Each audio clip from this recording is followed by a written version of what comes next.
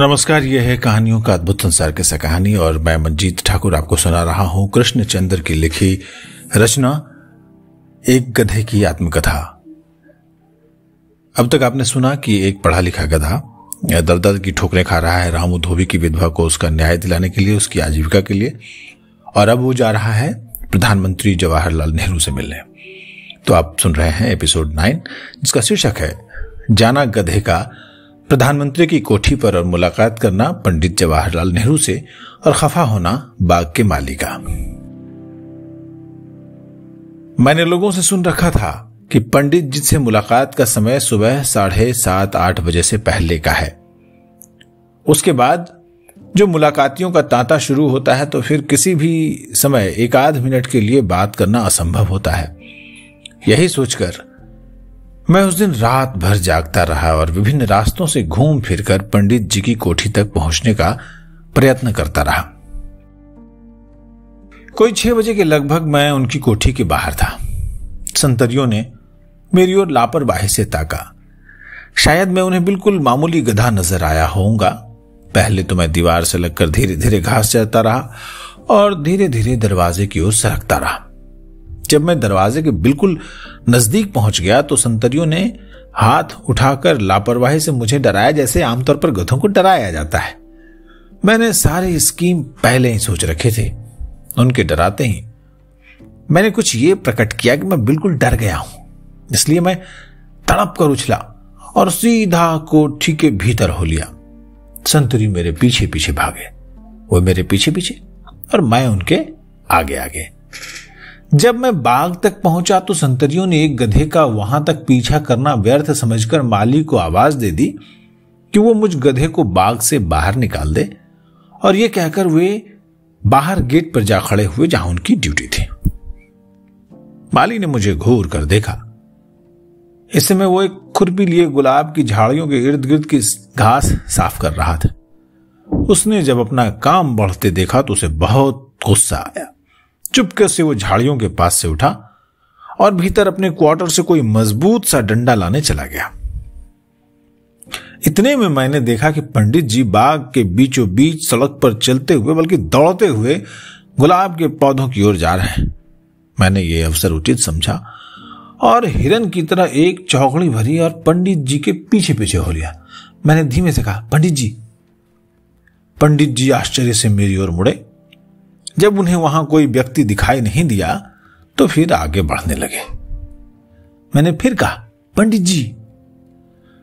अब के पंडित जी ने जरा तीखी चितवन से पीछे देखा और बोले, मैं भूतों में विश्वास नहीं रखता। मैंने कहा, विश्वास कीजिए, मैं भूत नहीं हूं, एक गधा हूं। जब पंडित जी ने मुझे बोलते देखा तो उनका क्षण भर पहले का आश्चर्य हर्ष में परिवर्तित हो गया। बोले, मैंने इटली के एक घोड़े के बारे में पढ़ा था जो अलजबरा के प्रश्न तक हल कर सकता था, लेकिन बोलने वाला गधा आज ही देखा।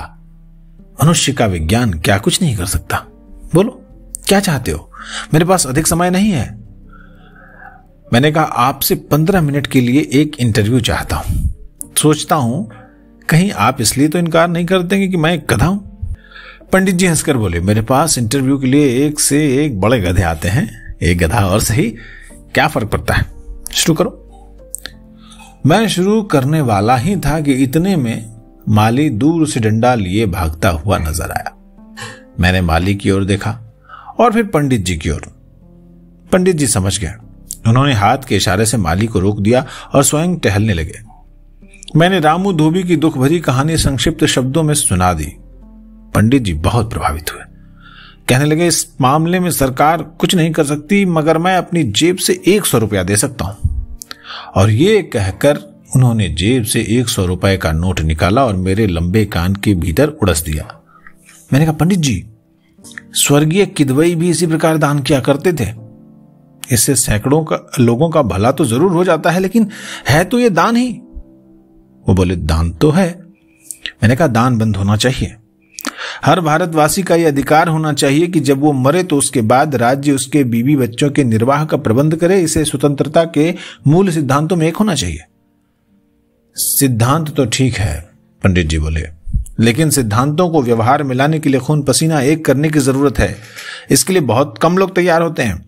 वैसे तुम्हारी तरह लोग क्रांति की बातें बहुत करते हैं, लेकिन रामू धोबी की विधवा को पेंशन देने के लिए राष्ट्र के पास उससे कहीं अधिक राष्ट्रीय धन होना चाहिए जितना आजकल उसके पास है। ये राष्ट्रीय धन को बढ़ाने के लिए हमने पंचवर्षीय योजना तैयार की है, जिसके आधार पर देश भर में काम हो रहा है, लेकिन लोगों में वो उत्साह नहीं जिसकी मुझे उनसे आशा है। मैंने कहा कि लोगों में आपके प्रति असीम आदर है, आपकी बताई हुई योजनाओं से बेहद लगाव है, आपका हर आदेश उनके सिर माथे पर होता है।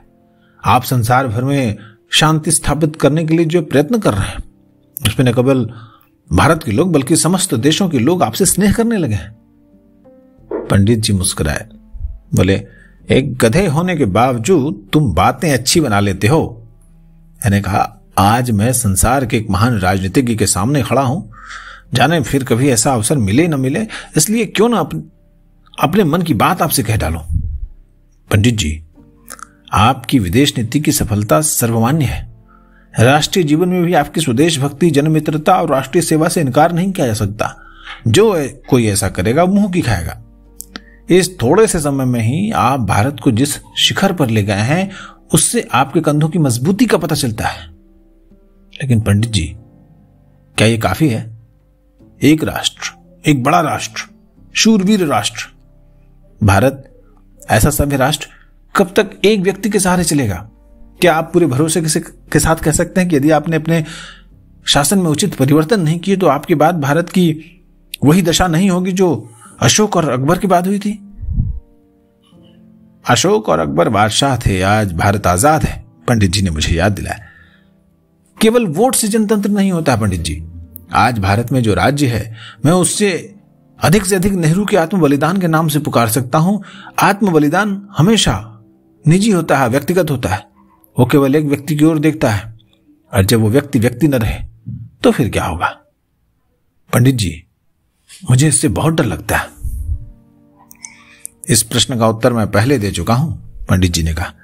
मैं नहीं समझता कि मेरे प्यारे देश की जनता मेरे बाद कोई इतना बड़ा नेता उत्पन्न नहीं कर सकती जो परिस्थितियों को संभाल न सके। मुझे अपनी जनता पर भरोसा है। आपका भरोसा अनुचित नहीं है पंडित जी, लेकिन इसे व्यवहार में लाने के लिए, भारतीय जनता की रचनात्मक शक्तियों को जगाने के लिए क्या यह जरूरी नहीं कि अभी से कदम उठाया जाए? माफ कीजिएगा पंडित जी, मुझे आपके सरकारी अधिकारियों में कोई रामू धोबी, कोई जमन चमार, कोई ढोंडू मिल मजदूर नजर नहीं आता है। कार वाले बहुत नजर आते हैं, गधे वाला एक भी नजर नहीं आता।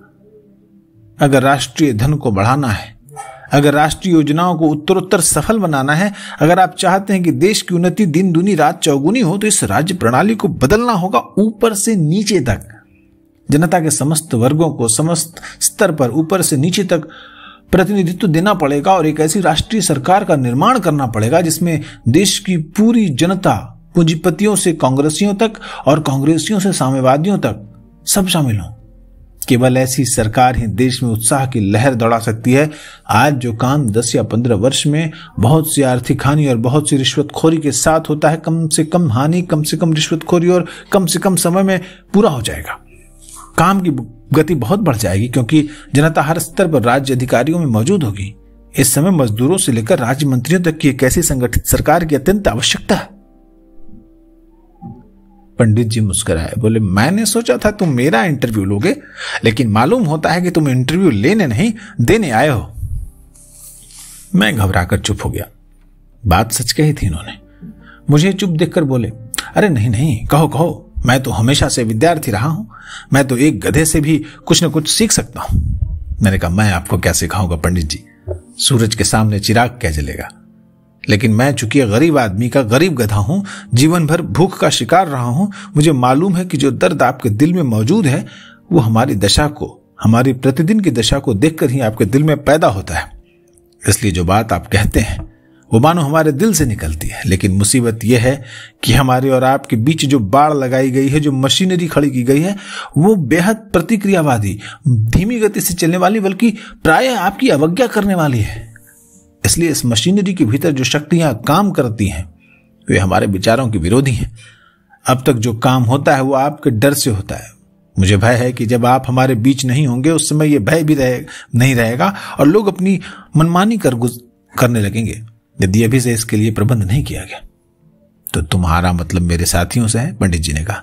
मैंने कहा जो साथी आपने लिए हैं, जो आपकी सेकेंड लाइन ऑफ डिफेंस हैं, वे आयु में और नेतृत्व में आपसे भी बहुत बूढ़े हैं और शायद आपसे बहुत पहले भुगत जाएंगे। मगर मेरा मतलब उन लोगों से नहीं है। मेरा मतलब एक संगठित राष्ट्रीय सरकार की स्थापना से है। केवल ऐसी सरकार ही आगे के 20-30 वर्षों में भारत को आगे ले जा सकती है, जिसमें पूरे का पूरा राष्ट्र अपने विभिन्न वर्गों और तत्वों के साथ राष्ट्रीय हित और उन्नति के लिए सम्मिलित हो। मैं नहीं मानता कि सरकार की मशीनरी मेरा साथ नहीं देती। कोई मिसाल दो। मैंने कहा जितने चाहिए उतने उदाहरण ले लीजिए पंडित जी। आप अपनी योजना में प्राइवेट सेक्टर को कम और पब्लिक सेक्टर को अधिक रखना चाहते हैं, मगर प्राइवेट सेक्टर बढ़ रहा है और प्राइवेट सेक्टर में भी विदेशी धन बढ़ रहा है। जूट, चाय, बैंक धन के अतिरिक्त अभी 25 करोड़ रुपए की लागत से 2 तेल की रिफाइनरियां खुली हैं। हम उन पर पूरा कंट्रोल करेंगे, पंडित जी ने क्रोध से कहा।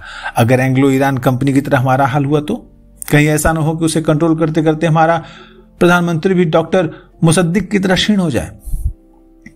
पंडित जी ने क्रुद्ध होकर कहा, तुम बिल्कुल गधे हो।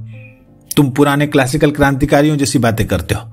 भारत की विशेष परिस्थितियां नहीं देखते, यहाँ की जनता की विशेष मनोवृत्ति का अध्ययन नहीं करते, इनकी शांति प्रियता तथा अहिंसा के प्रति गहरे प्रेम के प्रमाण नहीं देखते। यहाँ भारत में काम धीरे धीरे होगा, धीरे धीरे समाज का ढांचा बदलेगा, धीरे धीरे राष्ट्र के प्रति कर्तव्यों का रूप बदलेगा, धीरे धीरे इनमें सामाजिक लचक पैदा होगी जो एक मॉडर्न समाज की विशेषता होती है। ये सब काम एक दिन में नहीं हो सकता। भारत में क्रांतिवादी शक्तियां भारत के विशेष राष्ट्रीय स्वभाव में समाकर और रच बस कर ऊपर उभरेंगी। बाहर का पैबंद नहीं लगेगा। मैं तुमसे साफ साफ कह देता हूं गधे, धीरे धीरे सारे काम होंगे। लेकिन पंडित जी तब तक रामू की बीवी का क्या होगा? उन बच्चों का क्या होगा जो जिन्हें इस देश में नौकरी नहीं मिलती, काम नहीं मिलता, जो बेबस होकर इस देश से बाहर चले जाते हैं? फिर इस देश की बढ़ती हुई बेकारी का क्या होगा? हर प्रदेश के आंकड़े देखिए। अभी थोड़े दिन हुए उत्तर प्रदेश की सरकार ने माना था कि उसके प्रदेश में बेकारी बढ़ रही है। देखो गधे, मेरे पास कोई छुमंतर नहीं है कि एक दिन में भारत की दशा बदल डालूं। ऐसा आज तक किसी देश ने नहीं हुआ है। 25-30 साल से पहले देश की दशा इतनी जल्दी नहीं बदल सकती। हर देश का इतिहास यही कहता है, खून पसीना एक कर देने से राष्ट्रीय धन और शक्ति बढ़ती है। फिर मेरी पीठ पर हाथ रखकर बोले, तूने 15 मिनट से अधिक ले लिए, अब मैं जाता हूं। मैंने कहा, पंडित जी आपसे एक निवेदन है। संभव है इंग्लैंड में आपने गधों की सवारी की हो, लेकिन भारत में तो मैंने नहीं सुना कि आप गधे की पीठ पर सवार हुए हो। मेरा अभाग्य होगा अगर आप।